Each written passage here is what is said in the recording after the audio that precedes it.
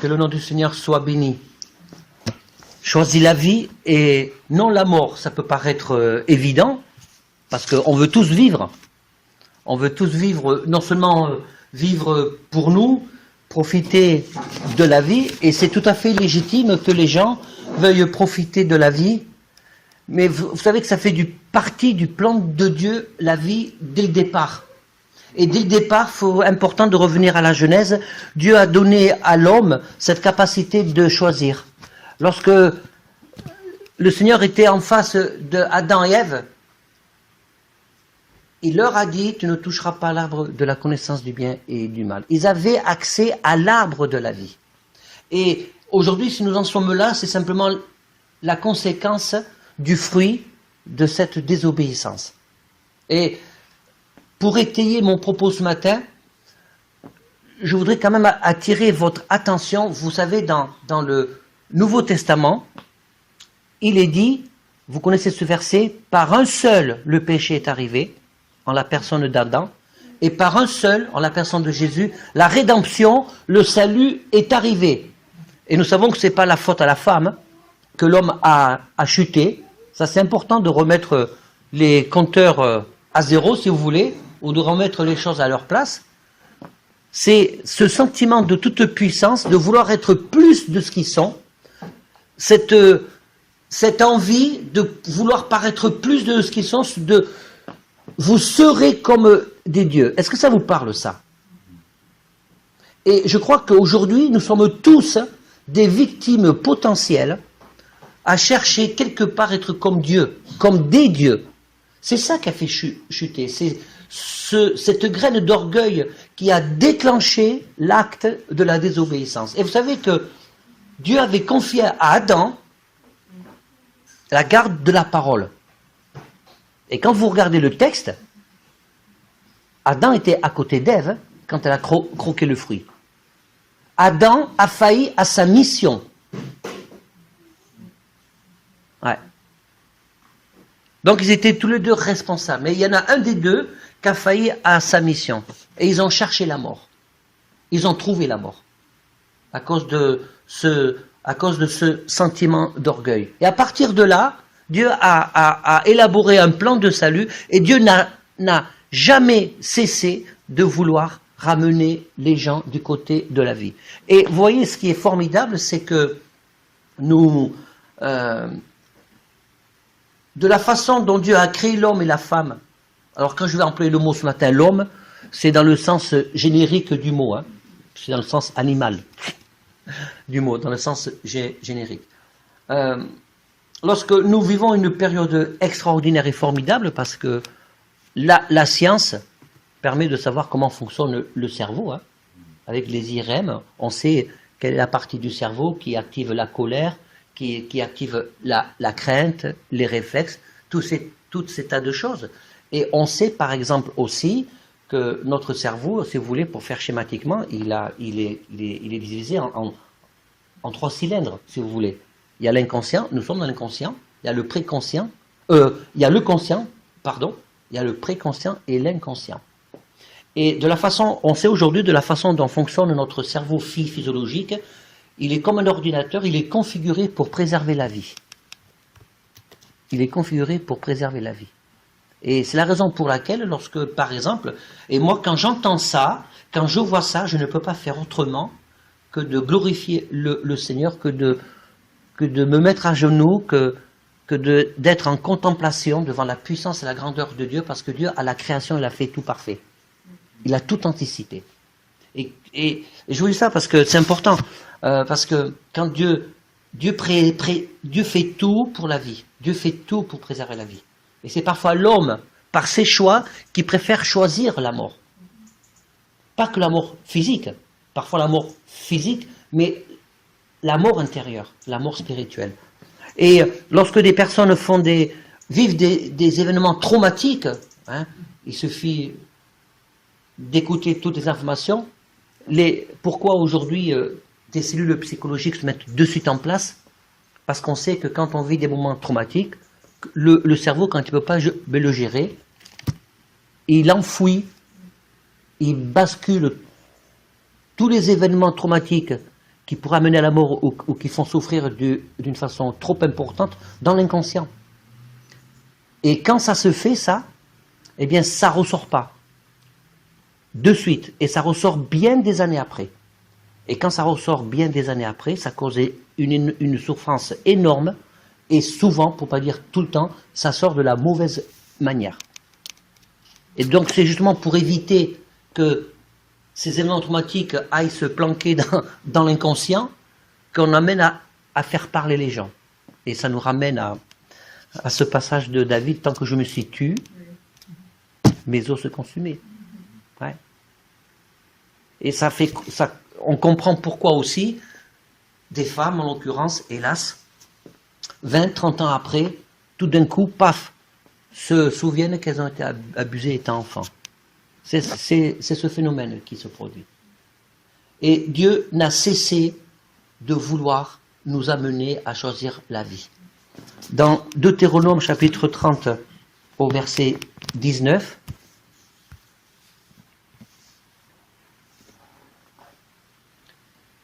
Deutéronome 30, 19, il est dit ceci,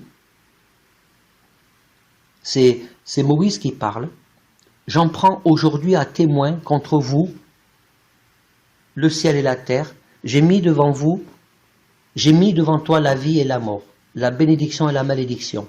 Choisis la vie, afin que tu vives, toi et ta postérité, pour aimer l'Éternel, ton Dieu, pour obéir à sa voix, et pour t'attacher à lui, car de cela dépendent ta vie et la prolongation de tes jours. Et c'est ainsi que tu pourras demeurer dans le pays que l'Éternel a juré de donner à tes pères, Abraham, Isaac et Jacob.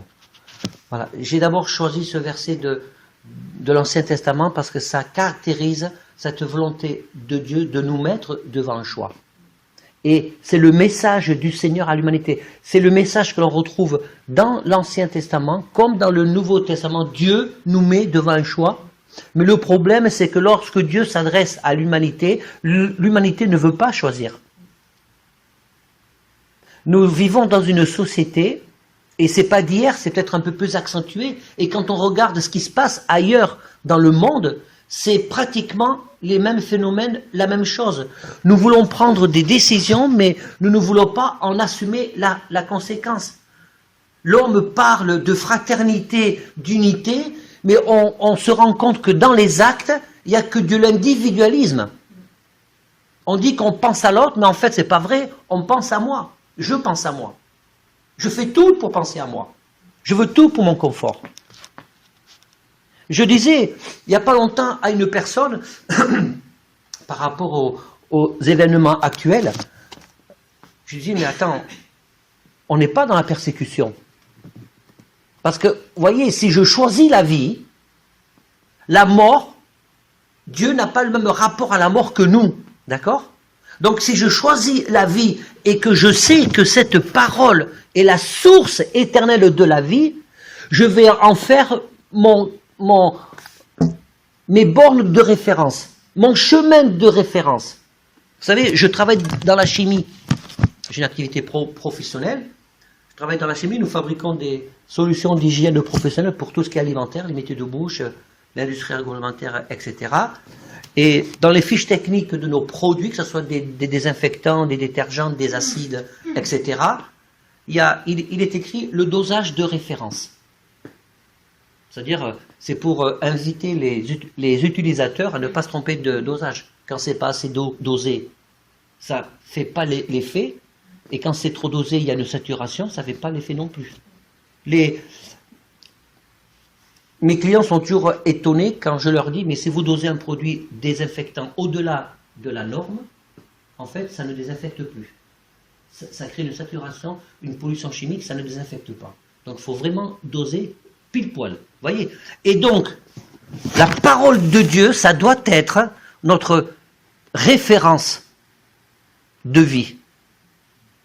Notre référence de dosage. Parce que tout est une histoire d'équilibre. Est-ce que la parole de Dieu est pour toi une référence de dosage? Est-ce que nous avons le réflexe? C'est une question que je pose parce que c'est important dans ce sujet de choisir la vie. Est-ce que nous avons le réflexe lorsque nous sommes devant une incompréhension, lorsque nous sommes devant des choix, est-ce que je prends mes choix en fonction de moi, en fonction de ce que je crois, en fonction de ce que je ressens, ou plutôt en fonction de ce que la Bible me dit? Est-ce qu'elle est véritablement ma route de référence de vie? C'est ça la vraie question. Et lorsque je regarde, je vous donne un exemple, c'est important, lorsque je regarde dans la parole de Dieu,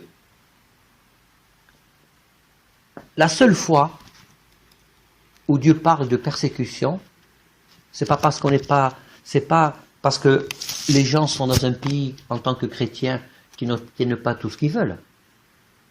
C'est important ce que je dis. Parce que si nous nous trompons de vision, de raisonnement, nous passons à côté de ce que Dieu veut. Et si je passe à côté de ce que Dieu veut, comment est-ce que je puisse prétendre être à son écoute, être conduit par son esprit? Je ne peux pas être conduit par son esprit si je suis là et que Dieu veut que je sois là. Comment est-ce que je peux être à l'écoute de son esprit si je suis à côté de Dieu et pas en Christ? Ça ne marche pas pareil, si je suis à côté ou en. Et donc, quand je regarde la parole de Dieu, les seules fois où il est parlé de persécution, où Dieu admet qu'il y a une persécution, où Dieu nous encourage à avoir le courage de souffrir pour lui, c'est quand je serai empêché de prêcher l'évangile librement. C'est quand mon intégrité physique serait atteinte à cause de ma foi. Ça, c'est la persécution. C'est ce que vivent des millions de chrétiens dans plus de 127 pays au monde aujourd'hui. Ça, c'est la persécution. Le reste, c'est pas la persécution. C'est juste la question de savoir si je veux mener le combat pour entrer dans la vie pleine et entière du Saint-Esprit, dans la vie de Dieu et pas dans la mort. Lorsque l'apôtre Paul nous enseigne, en particulier dans les Hébreux et en particulier aux Romains, que nous devons travailler chacune de nos vies pour que nous puissions faire la différence entre ce qui est de la chair, c'est-à-dire ce qui est de nos pensées humaines, ce qui est de nos désirs, ce qui est de nos préférences humaines et ce qui est de l'esprit. Parce que les désirs de la chair sont contraires à celles de l'esprit. Et nous vivons aujourd'hui, c'est vrai, des temps difficiles où je crois vraiment, sincèrement, que nous devons nous poser la question plusieurs fois, Seigneur, dans mes décisions, là, c'est quoi? Ces décisions qui sont motivées par ma chair ou c'est des décisions qui sont motivées par ton esprit, Seigneur? Parce que je sais, Seigneur, que ma chair et ton esprit s'affronteront toujours. Mes désirs de ma chair ne sont pas conformes à ceux de l'esprit. Ça ne veut pas dire, pour autant, quand même, je précise, parce que nous sommes corps, âme et esprit, que tous mes désirs qui ne sont pas spirituels sont contre Dieu, d'accord? Vous avez le droit d'aimer les belles voitures, vous avez le droit d'aimer avoir une belle maison, d'avoir des projets professionnels, matériels, vous avez le droit d'aimer un bon vin, un Saint-Julien Béchevel, un Margaux, Château Lafite. Voilà, pour l'anniversaire de mon beau-père, il a fêté ses 78 ans, nous avons eu l'honneur et le privilège de goûter un champagne, un Dom Périgny. C'est très bon. J'ai dit à Hyacinthe, celui-là, il va falloir qu'on s'achète pour faire une occasion. Et quand elle a vu le prix, je lui dis, ça sera dès que possible. Une prochaine fois. Voilà.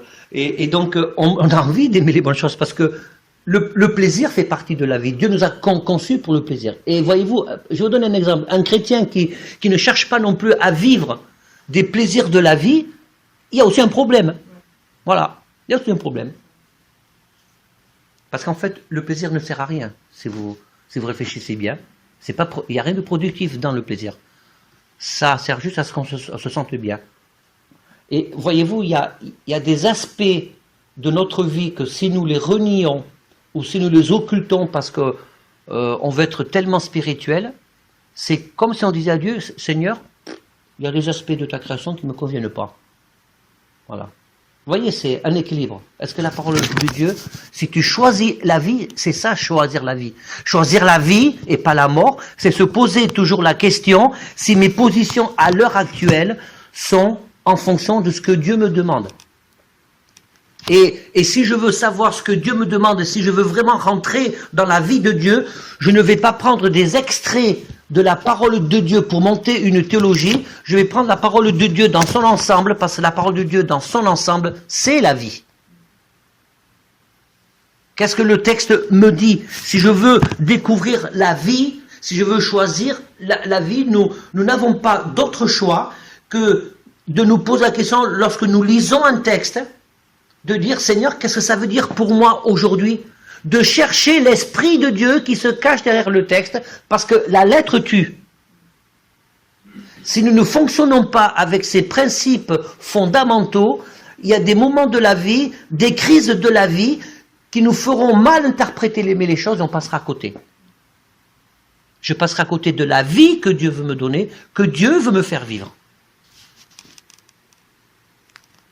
Et dans Deutéronome chapitre 30 au verset 19, ces paroles ont été prononcées par Moïse à la veille de sa mort. Et elles prennent à la fin de sa vie, après avoir passé tout ce temps avec les Israélites dans le désert, et elles prennent toute leur valeur à cause et toute leur solennité à cause de ce qu'il a pu vivre.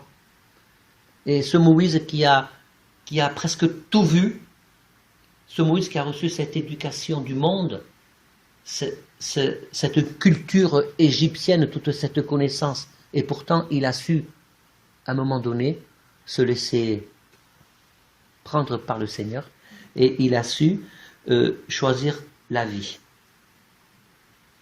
Et il faut reconnaître que personnellement, on aimerait que Dieu, quand Dieu nous dit choisis la vie et pas la mort, je mets devant toi la bénédiction et la malédiction. Qu'est-ce que ça veut dire, ça? Ça ne veut pas dire que Dieu, d'une main, il tient la bénédiction, et que d'une autre main, il tient la malédiction, et qu'en fonction de ce que tu es, il va t'envoyer l'un ou l'autre. C'est ça ce que ça veut dire? Non. Ça veut dire que la réalité de la vie, ça revient toujours à nos choix, à nos libres arbitres. La réalité de la vie fait que j'ai toujours ce choix-là.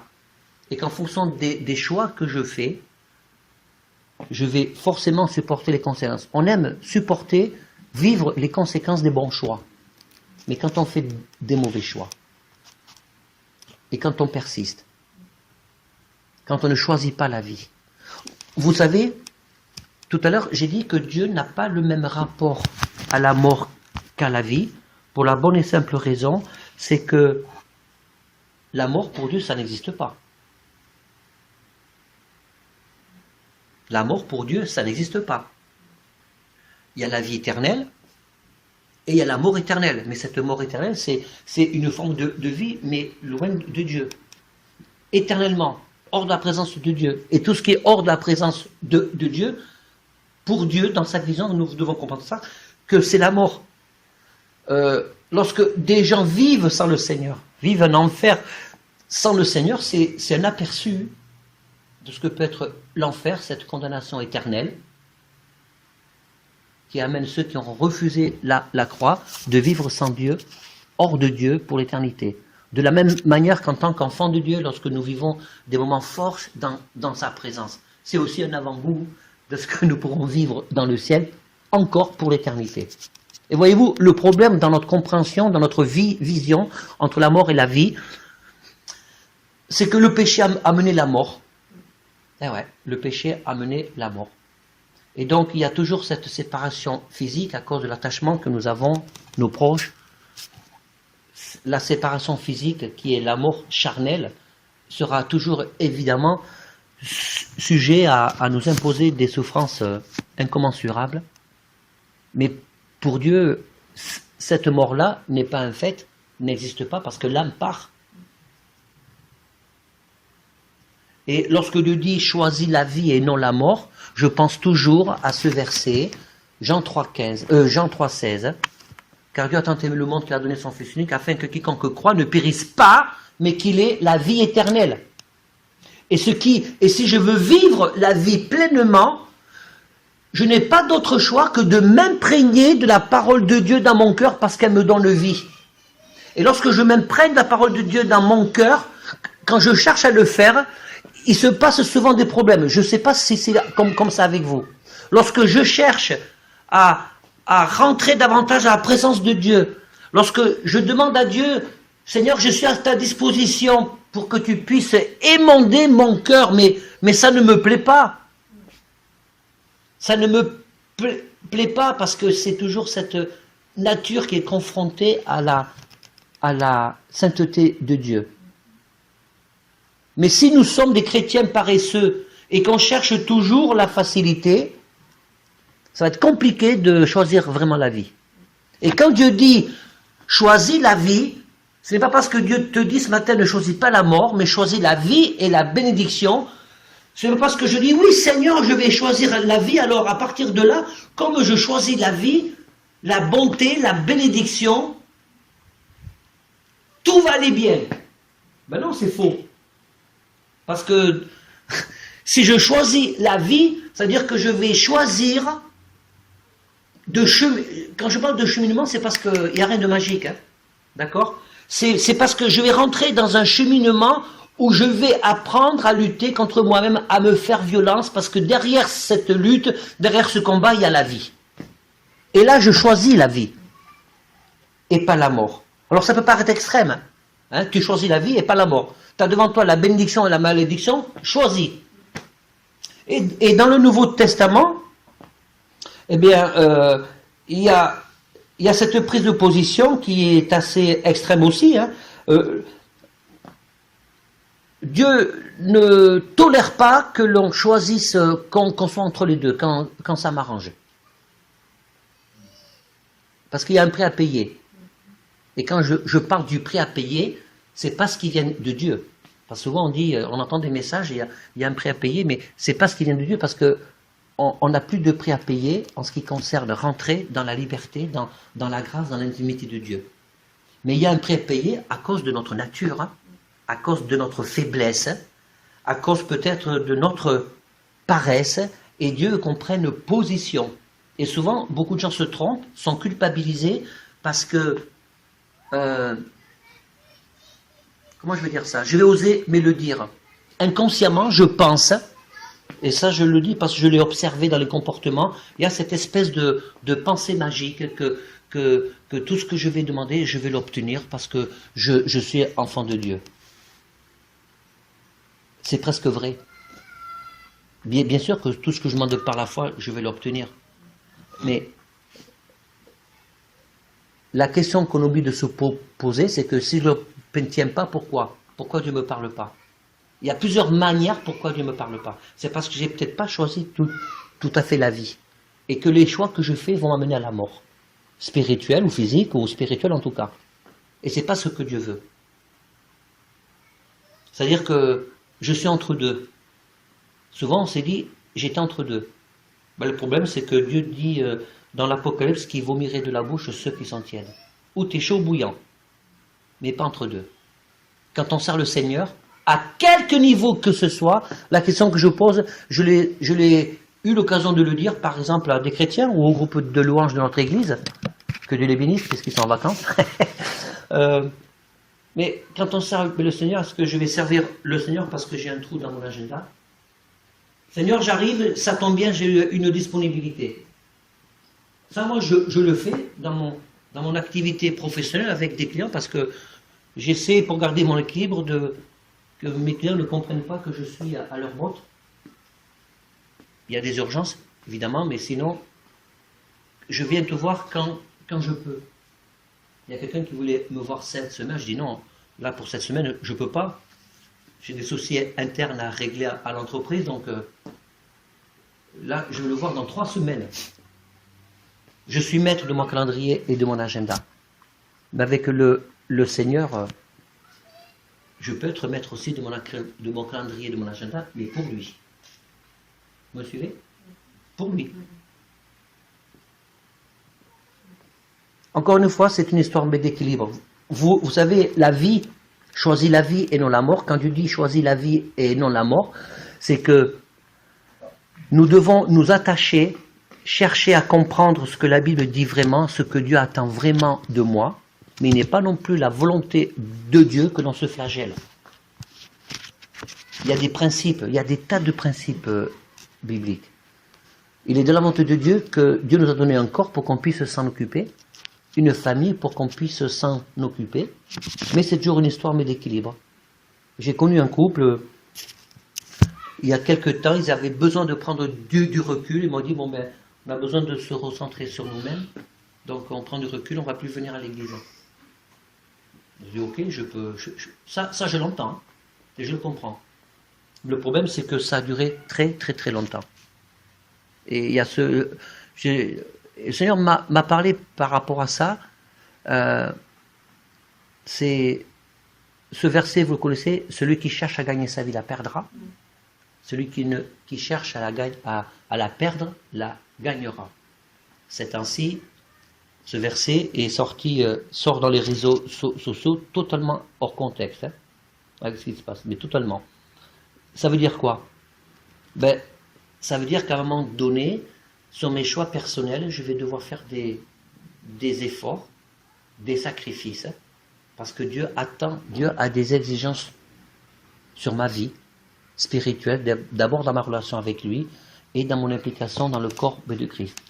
Ça veut dire que parfois, je dois faire des choix qui vont peut-être impacter ma vie de famille, et toujours dans l'équilibre. Mais si je le fais vraiment pour Dieu, parce que je sais que Dieu me le demande, jamais je serai perdant.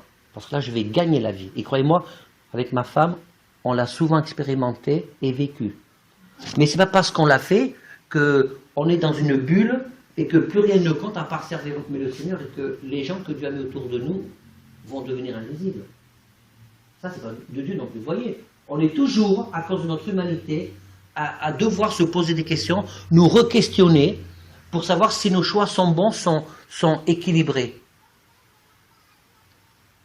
Choisis la vie et ne choisis pas la mort. Le Nouveau Testament présente le choix dans des termes aussi, celui qui a le Fils a la vie, celui qui n'a pas le Fils de Dieu n'a pas la vie. 1 Jean 5, 12. Et après que Moïse, l'apôtre, insiste à son tour, nous vous en supplions au nom de Jésus-Christ, soyez réconciliés avec Dieu. 2 Corinthiens 5, 20. Et dans l'Épître aux Hébreux, le même thème revêt cette fois un caractère d'urgence. Aujourd'hui, si vous entendez sa voix, n'endurcissez pas vos cœurs. Ce que je trouve d'extraordinaire, d'exaltant, de passionnant, je vous ai dit ce matin qu'il y a aussi une histoire d'équilibre, et en même temps, je vous ai parlé d'une certaine forme de radicalité au niveau du message, parce que tu as la malédiction, tu as la bénédiction devant toi, ben choisis, assume. Et dans le Nouveau Testament, Dieu dit, je hais ceux qui sont entre deux chaises. Dieu ne supporte pas, il vomit. Non, pardon, je me reprends, il n'a pas dit je hais. Il a dit je vomis de ma bouche. C'est pas pareil. Voilà, Dieu n'accepte pas l'entre-deux chaises. Mais c'est radical. Hein. On n'est pas dans le en même temps. C'est pas le en même temps. Avec Dieu, ça ne va pas être en même temps. C'est oui ou non. Et de toute façon, je vais te dire, dans les deux cas, si tu veux faire un peu à ta tête, si tu penses à faire ta tête pour choisir la vie, ça ne va pas fonctionner parce que tu vas automatiquement te retrouver dans un chemin où tu ne seras plus en mesure de comprendre, d'avoir le discernement de ce que Dieu veut t'apporter. Mais si tu choisis le Seigneur vraiment, Seigneur, non pas moi, mais toi ce que tu veux. Et soyons honnêtes quand même, soyons honnêtes, c'est tellement dur. Est-ce que, je le dis, je pose la question parce que le message est enregistré, il sera diffusé.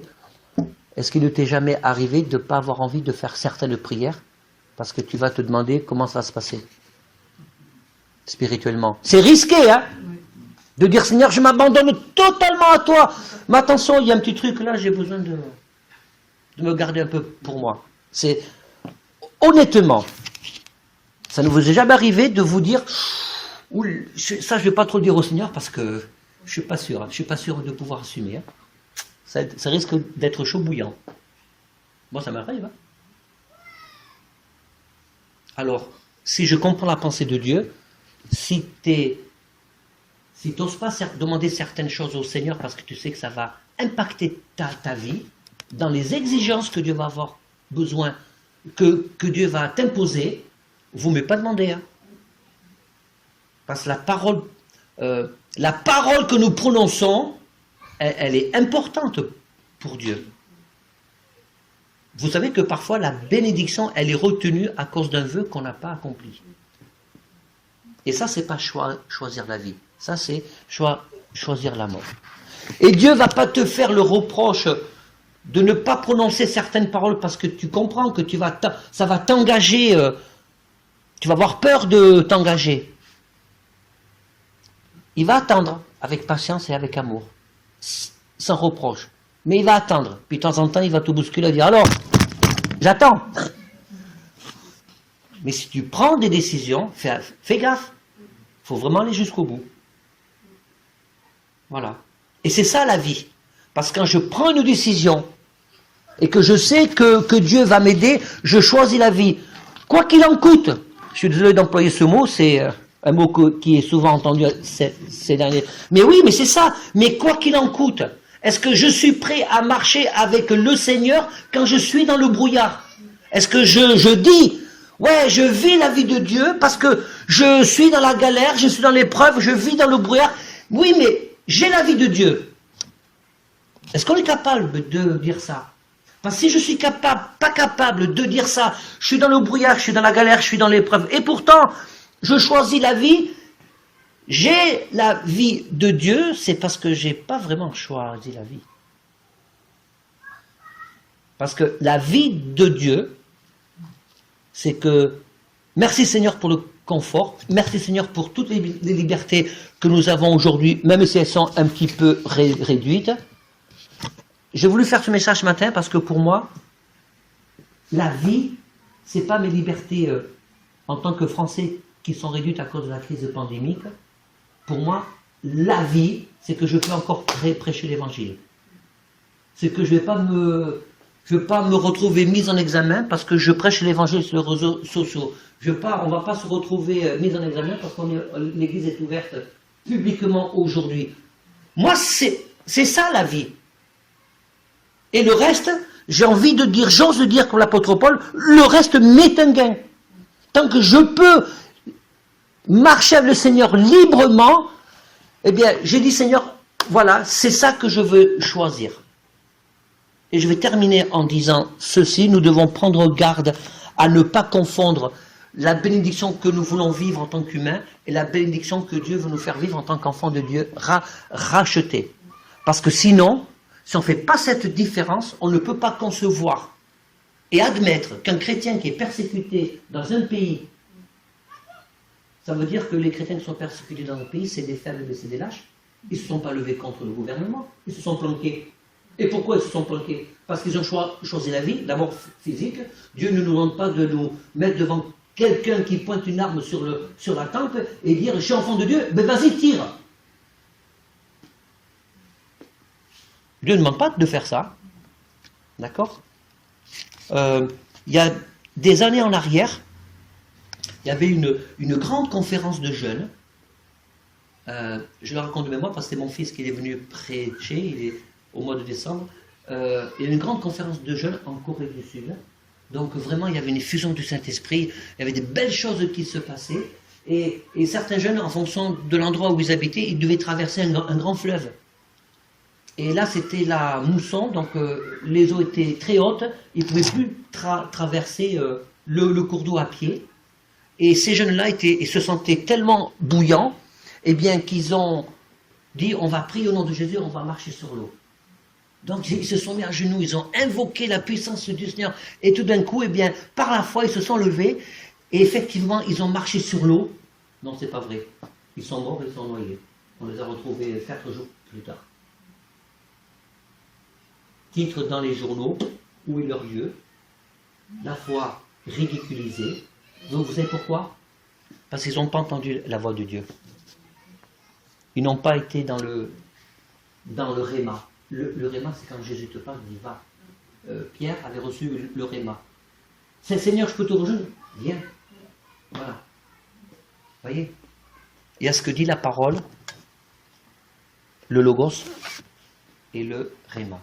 Qu'est-ce que Dieu te dit? Et de toute façon, c'est quand Dieu te parle, c'est toujours conforme à sa parole. Hein. Voilà. Là, ils n'ont pas choisi la vie. Qu'est-ce qu'il y avait derrière ça? Ben, je vais vous dire, mon analyse, c'est le sentiment de toute puissance. Dieu, c'est pas un distributeur automatique. Hein.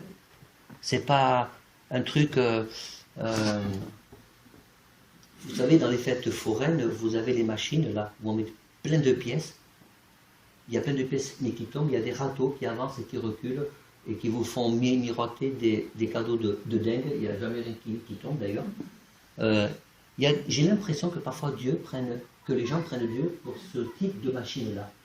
Allez, je vais fermer des choses, je vais mettre des prières, je vais fermer des choses, parce qu'il y a tellement de bénédictions derrière, mais ça ne savez jamais pourquoi.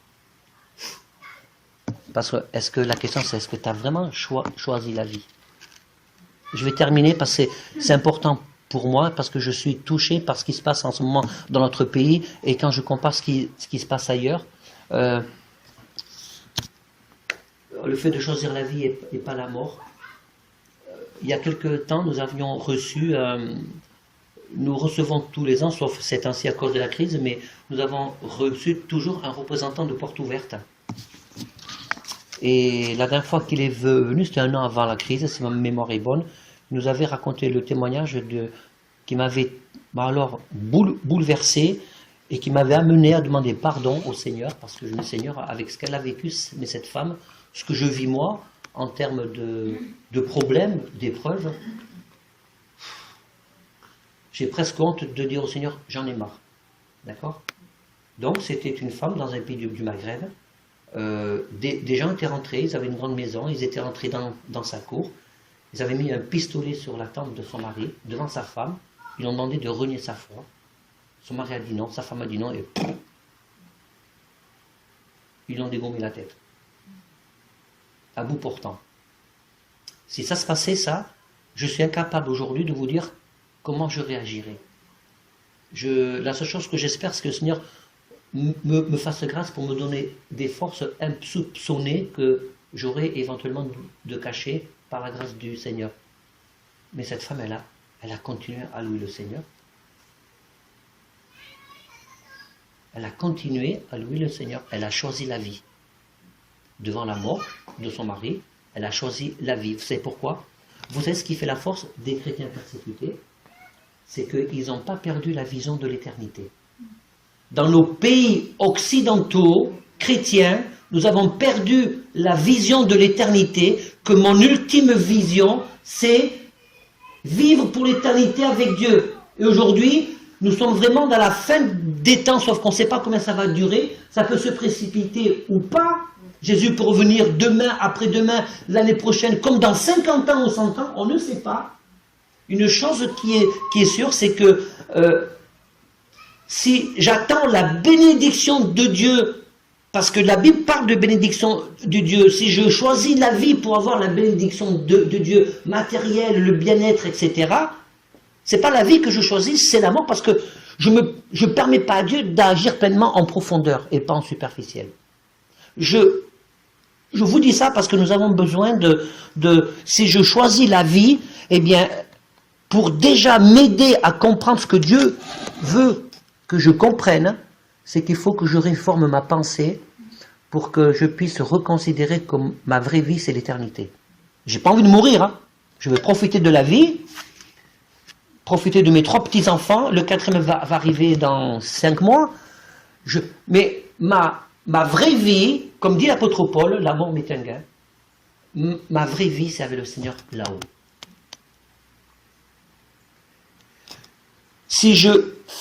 Vraiment, je t'encourage ce matin à faire le bon choix et le vrai choix. Seigneur, non pas ce que je veux, mais ce que tu veux.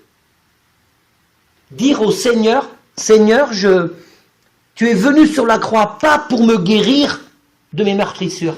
Écoutez bien ce que je dis. Le Seigneur n'est pas venu sur la croix pour me guérir de mes meurtrissures, pour me bénir dans ma vie matérielle, professionnelle. Il est venu pour nous sauver de l'éternité. Mais il se trouve que l'amour de Dieu, dans sa grâce incommensurable, pendant notre passage sur terre, désire améliorer notre quotidien. Et donc, il désire nous bénir. Mais le problème, c'est que dans nos vies, dans beaucoup d'enseignements que j'entends, que je considère comme hérétiques, faux, c'est qu'on place la bénédiction de Dieu matérielle sur la terre, l'aura personnelle, etc., l'homme avant tout, avant cette... Et de fait, on amène volontairement ou involontairement les gens à occulter la vraie bénédiction, la vraie vie qui est l'éternité. Et en attendant, c'est de m'approcher du Seigneur. C'est ça. Vous comprenez l'équilibre encore? C'est l'équilibre. Hein. Vous voyez, c'est l'équilibre et en même temps une certaine forme de radicalité parce qu'il ne peut pas y avoir 36 000 solutions. Amen. Seigneur Jésus, merci pour ces temps que nous avons passés ensemble pour ce moment, Seigneur, dans ta présence, Père éternel, que nous puissions, Seigneur Jésus, nous laisser toucher par ta parole, que nous puissions, Seigneur Jésus, nous laisser guider par ta parole, Seigneur, que nos oreilles ne puissent pas être endurcies, mais qu'au contraire, Seigneur, nous puissions être souples. Et je veux proclamer ce matin, Seigneur, que tu es le Dieu des miracles, tu es celui qui manifeste une compassion que parfois on ne peut pas comprendre, Seigneur. Et je veux proclamer, Seigneur, que tu es celui qui ne juge pas, tu es celui qui nous attend, Seigneur Jésus, qui nous attend. Puisses-tu nous révéler, Seigneur, nous faire prendre conscience que plus tu nous attends, et plus nous retardons nous-mêmes la bénédiction sur nous, nous retardons la vraie vie sur nous, Seigneur. Touche nos cœurs, Seigneur Jésus, pour que l'on puisse avoir une démarche, vraiment, Seigneur, quoi qu'il en coûte, mais qui puisse nous amener de plus en plus près de toi. Parce, Seigneur, si je suis de plus en plus près de toi, eh bien, c'est parce que je choisis la vie. Et si je choisis la vie, Seigneur, au bout du compte, je serai toujours gagnant. Nous voulons le croire par la foi, dans le nom de Jésus. Amen. Soyez bénis.